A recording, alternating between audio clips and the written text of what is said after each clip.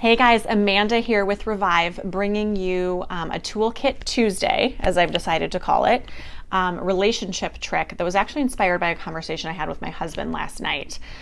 This is something that I talk to couples about all the time, but it's really, really important, and it's super, super simple, but I think that people have a hard time implementing it because life is just busy. So the idea is to create time every week. I would say to start, do this once or twice a week. Try to do it every day ultimately, to where you and your spouse can just talk, but not talk about relationship issues or the kids' schedules or setting up the babysitter or the weekend plans coming up or stress at work. I mean, the list goes on, right? We all have these things that get in the way of just connecting.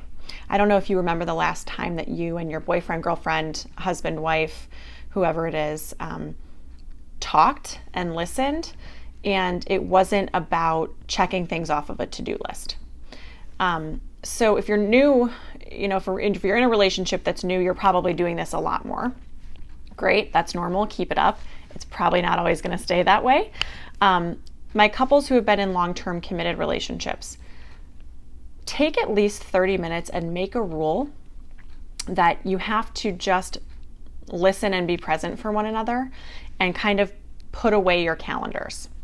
My husband and I just actually implemented something last night, and it's this idea around when we go to our bedroom to kind of wind down and do the bedroom routine and relax at the end of the night, we are no longer allowed to talk about any of that stuff.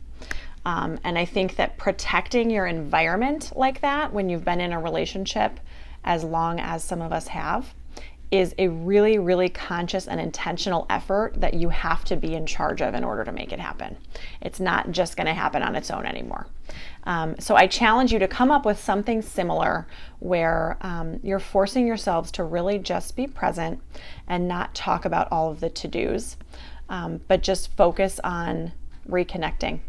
I promise you, if you do this on a regular basis, you're going to feel more connected to that person, and you're going to kind of remember all of the reasons why you fell in love with them. All right, well, that's it for today. I wish you luck, and I will see you next week.